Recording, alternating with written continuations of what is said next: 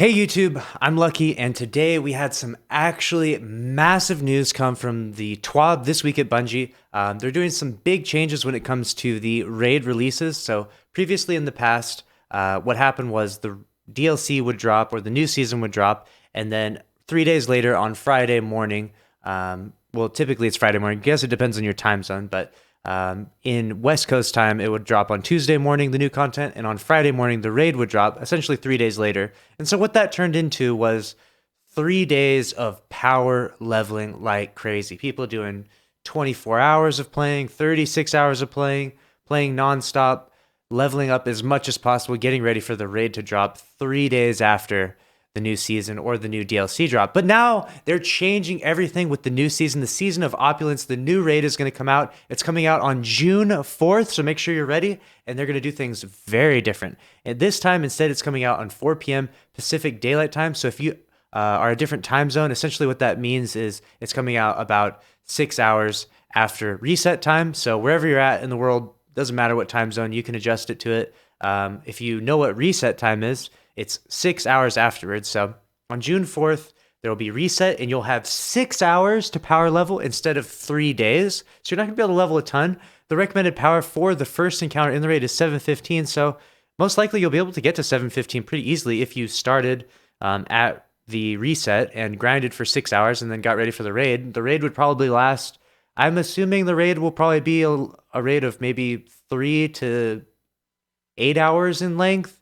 And that's being like generous. I imagine it'll probably be beat maybe even less than that. Who knows? It's hard to say with these types of things. Sometimes the raids are crazy long. Sometimes they're not that long. It kind of depends on the difficulty or the how difficult each encounter is. We'll see how this one goes. I want to know what your thoughts are. They're totally changing. They're flipping the script on how they're doing raid stuff. I'm actually kind of excited about this. I think this is a really cool way of doing things. Previously in the past, everyone would just no life for 3 days straight and just power level, power level, power level, just playing nonstop, and then they would have a big leg up. But now it's going to be a way more level playing field. Being a streamer or a YouTuber or a content creator or whatever doesn't really give you as much of an advantage. Obviously, you could always just take time off of work if you could, if that was a luxury you could afford.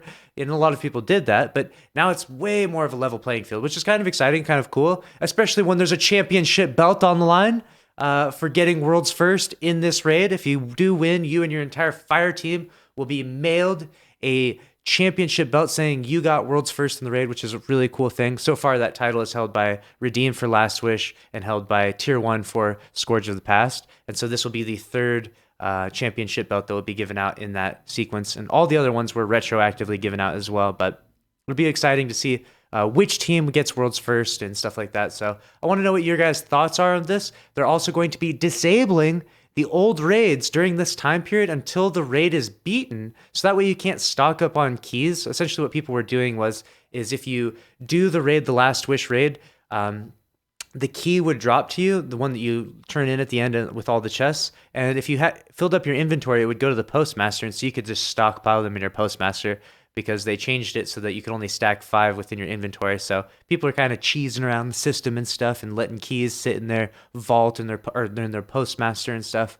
And so they finally got rid of that. They're just saying, hey, no raids until this new raid's beat. They're kind of putting a stop to all of the level cheesing, which is really, really good. It's been a problem. It's been plaguing for a very, very long time. Ever since D1, people have been saving bounties and doing all kinds of weird workarounds and this, that, and the other thing, and power leveling ridiculously fast, hitting the max power cap hours or within a day of the new DLC drop, which was always kind of cool sometimes that they, had these cool strategies of how to do this, but it was also kind of cheesy because it's it's supposed to take you some time, you're not supposed to just get to the max power handicap the same day that the new DLC drops or the new season starts. So I kind of like that, even though I did like grinding for maximum power, and I'm still going to grind for max power.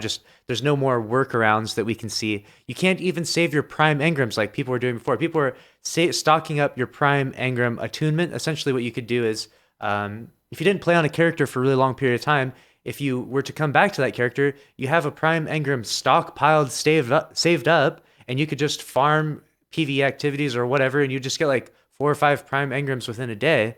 And so they're totally resetting prime engrams. That's a part of this update that they're doing. They're resetting prime engrams on June 4th. So you can only get a maximum of two prime engrams leading into the raid. So the recommended power is 715. Obviously, everyone who's actually trying to beat the raid the first day is going to be 700. So you have about 6 hours to go from 700 to at least 715.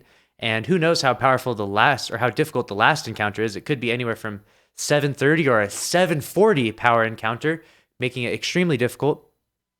We have seen stuff like this be problematic in the past, like with Crota's End, for example. What happened was people got to the end of Crota's End, and then someone else joined their team that was just power leveling. And so it created a two-team dynamic where one team was actually beating the raid, and then another group of people was just power leveling as much as possible. And when they got to Crota, they switched out one of the guys who was power leveling and put him into the fire team of the guys that were actually beating the raid.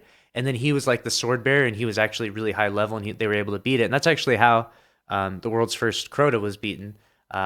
And at least that's what I've been told. I actually don't know all the exact details. I wasn't paying attention to the world's first at that time. But that's what I've been told, essentially. And there's some problems that can come with doing things in this way. But I think that overall, this is a better system of doing things. And I'm really, really happy, and big props to Bungie that they're actually like addressing the issues of like, hey, people are kind of cheesing their power level. People are kind of like leveling up too fast. And this really does affect the world's first raid race, especially if you want to give people championship belts. You don't want to give people championship belts if they kind of won the raid in a cheesy manner by doing, this, that, and the other thing, leveling their power too much by stockpiling bounties or whatever, or using some sort of glitches or exploits or this, that, and the other thing. And so, of course, you want the raid race, the world's first, the guys that wear the championship belt to wear it and to win it in the most clean way possible. And so I'm kind of excited about this. Let me know what you guys think. The Crown of Sorrow is going to be the name of the raid. This is going to be exciting. This is going to be really cool. I'm going to be streaming the crap out of this, so make sure you're following the stream, twitch.tv/lucky10p. All the links to my social medias are in the description of this YouTube video, so make sure to check that out. Follow me everywhere. Follow me on Instagram if you want to see some thick booty pics, you know what I'm saying? Hey. But, so that's that. I want to know your thoughts. I want to know your opinions. What do you think of the new raid release timeline that's being presented by Bungie? Do you think this is a good thing? Do you think this is a bad thing? Are you excited? Are you not excited? What do you think? I'm going to be reading the comments below, and I'll be responding to them. And so comment down below your thoughts, and I'll see you in the next video. Make sure to leave a like and subscribe if you want more.